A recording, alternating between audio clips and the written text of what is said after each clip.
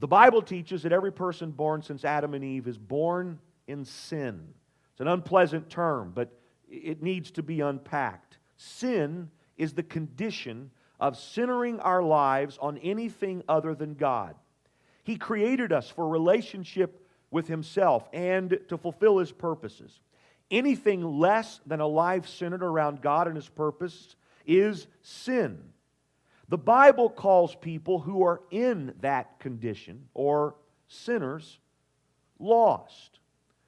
Last week, we discussed the parable of the two lost sons, or what's commonly called the parable of the prodigal son.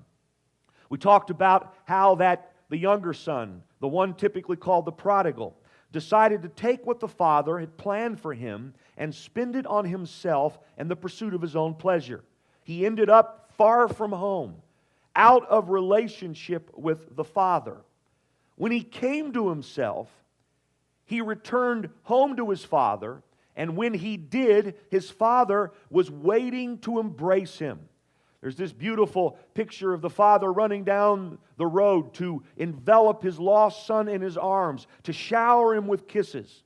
And then he took him home and threw him a huge celebration.